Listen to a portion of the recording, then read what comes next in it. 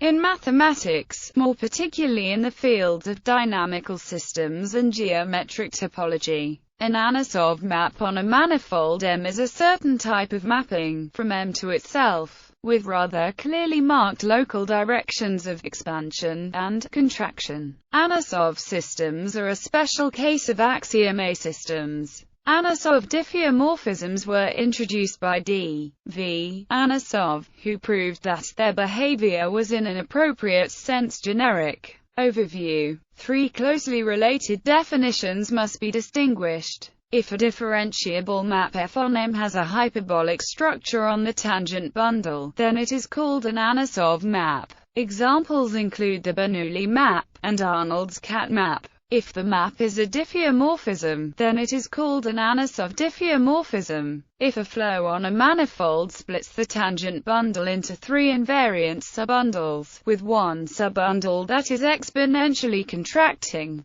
and one that is exponentially expanding, and a third, non-expanding, non-contracting one-dimensional subbundle, then the flow is called an Anosov flow. A classical example of Anosov diffeomorphism is the Arnold's cat map. Anosov proved that Anosov diffeomorphisms are structurally stable and form an open subset of mappings with the C1 topology. Not every manifold admits an Anosov diffeomorphism. For example, there are no such diffeomorphisms on the sphere. The simplest examples of compact manifolds admitting them are the tori. They admit the so-called linear Anosov diffeomorphisms, which are isomorphisms having no eigenvalue of modulus 1. It was proved that any other Anosov diffeomorphism on a torus is topologically conjugate to one of this kind. The problem of classifying manifolds that admit Anosov diffeomorphisms turned out to be very difficult, and still as of 2012 update,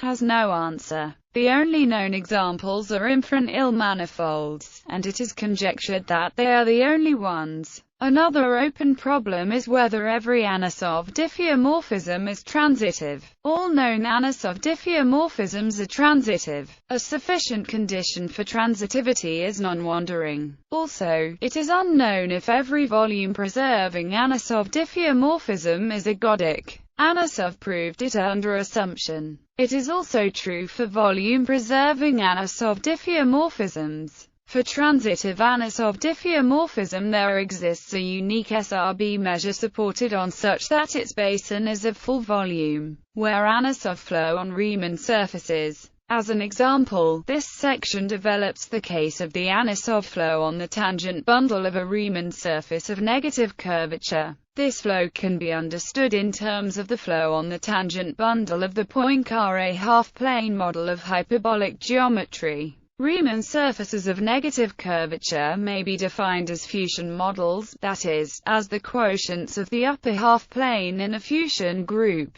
For the following, let H be the upper half-plane, let gamma be a Fuchsian group, let M equals H, gamma be a Riemann surface of negative curvature as the quotient of M, by the action of the group gamma, and let T1M be the tangent bundle of unit-length vectors on the manifold M, and let T1H be the tangent bundle of unit-length vectors on H. Note that a bundle of unit-length vectors on a surface is the principal bundle of a complex line bundle. Lie vector fields. One starts by noting that T1H is isomorphic to the Lie group PSL. This group is the group of orientation-preserving isometries of the upper half-plane. The Lie algebra of PSL is SL, and is represented by the matrices which have the algebra. The exponential maps define right invariant flows on the manifold of T1H equals PSL, and likewise on T1M, defining P equals T1H and Q equals T1M. These flows define vector fields on P and Q, whose vectors lie in TP and TQ. These are just the standard, ordinary Lie vector fields on the manifold of a Lie group,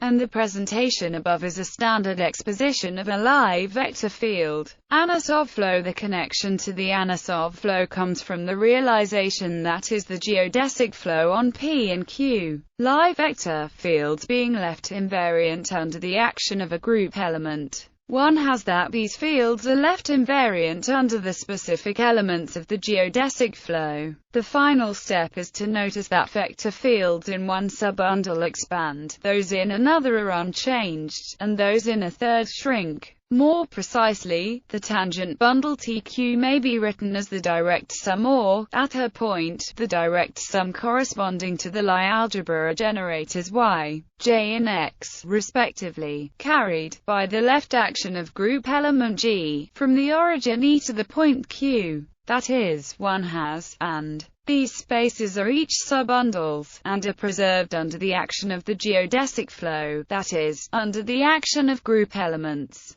To compare the lengths of vectors in at different points Q, one needs a metric. Any inner product it extends to a left invariant Riemannian metric on P, and thus to a Riemannian metric on Q. The length of a vector expands exponentially as exp under the action of. The length of a vector shrinks exponentially as exp under the action of. Vectors in are unchanged. This may be seen by examining how the group elements commute. The geodesic flow is invariant, but the other two shrink and expand. And where we recall that a tangent vector in is given by the derivative, with respect to t, of the curve, the setting t equals 0. Geometric interpretation of the Anosov flow when acting on the point z equals I of the upper half plane, corresponds to a geodesic on the upper half plane, passing through the point z equals I. The action is the standard Mobius transformation action of SL on the upper half plane, so that a general geodesic is given by with A, B, C and D real, with at BC equals 1. The curves in are called horocycles. Horocycles correspond to the motion of the normal vectors of a horosphere on the upper half plane.